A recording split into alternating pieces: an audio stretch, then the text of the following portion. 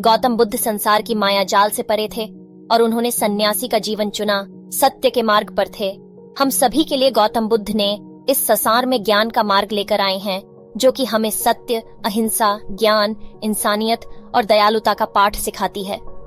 महात्मा बुद्ध की इन जातक कथाओं से आपको बहुत कुछ सीखने को मिलेगा। मृगरुरु की कहानी बहुत प्राचीन समय की बात है। एक जंगल था। उस जंगल में मृगरुरु रहता था। उनकी प्रजाति बहुत कम ही देखने को मिलता था। वे बहुत सुंदर और आकर्षक दिखते थे। सुनहरे रंग के चमक और आंखें नीली दिखती बहुत ही मोहक हिरन था। वे मृगरुरु मनुष्य के जैसे बोलता भी था।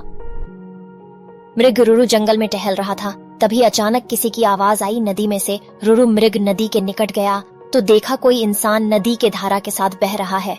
बिना सोचे वो मृग नदी में छलांग लगाता है और अपना पैर पकड़ने को बोलता है। वो इंसान उसके ऊपर बैठ जाता है। जैसे तैसे मृग उसको बाहर निकालकर बचा लेता है। इंसान जब सुनहरे हिरण को देखता है तो बस देखते ही रह जाता है। उस इंसान ने हिरण को धन्यवाद कहा। तभी मृगरुरु बोलता है, मेरे बारे में किसी को बताना मत, नहीं तो इंसान मेरा शिकार करने आ जाएंगे। मृगरुरु की बातें सुनकर इंसान ने कहा, मैं किसी को नहीं बताऊंगा। इतना बोलकर वो अपने गांव चला जाता है। मगध राज्य की रानी सो रही थी और सपने में उसी रुरु मृग को देखती है। जैसे ही सपने से जगती है, राजा को बुलाकर बोलती है, मुझे वैसा हिरण चाहिए जैसा मैंने सपने में सुनहरा हिरण देखा।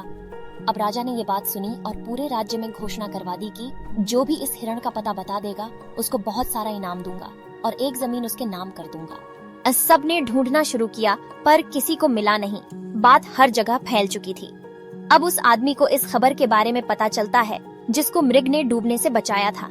वो इंसान देर न करते हुए राजा के दरबार में पहुंचता है और राजा को बोलता है, मैं जानता हूँ मृग के बारे में कहाँ रहता है। उस जंगल का रास्ता और उसके रहने का जगह भी मुझे पता है। राजा अपनी पूरी सेना तैयार करते हैं और उस जंगल की ओर निकल पड़ते हैं। थोड़ी देर में सभी वहां पहुंच जाते हैं। फिर उस हिरण को चारों तरफ घेर लेते हैं। जैसे ही सैनिक और राजा अपनी तीर चलाने वाले होते हैं, तभी हिरण बोलता है कि मेरा पता किसने बताया। तभी राजा उस हिरण को बोलता देख अचंभित हो जाते हैं और उस आदमी की तरफ इशारा करते हैं जिसने उनको बताया था।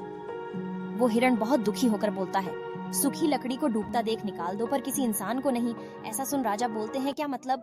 तब हिरण बोलता है, मैंने उस इंसान को मरने से बचाया था और सब भूलकर मुझे मारने आ गया। राजा ये बात सुनकर बहुत दुखी होते हैं और अपने सैनिकों से उस इंसान को मारने को बोलते हैं। लेकिन हिरण बोलता है, नहीं महाराज, मत मारो उसे।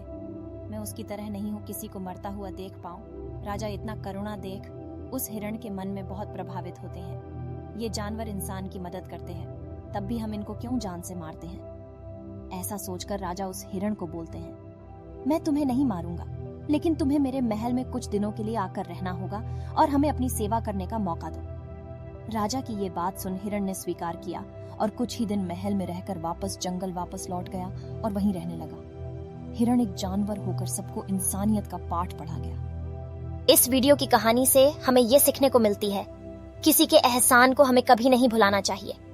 अगर किसी के साथ हम धोखा या विश्वासघात करेंगे तो वो कर्म लौट कर वापस हमारे पास ही आएगा और कोई भी हम पर कभी भरोसा या विश्वास नहीं करेगा। दोस्तों, कैसी ये मृगरुरु की कहानी कमेंट में जरूर जवाब देना। अगर अच्छी लगी हो तो अपने दोस्तों के साथ शेयर करें। अपने आप हर रोज कुछ नया सीखना चाहते हो तो हमारे YouTube चैनल को सब्सक्राइब जरूर कर लेना। धन्यवाद।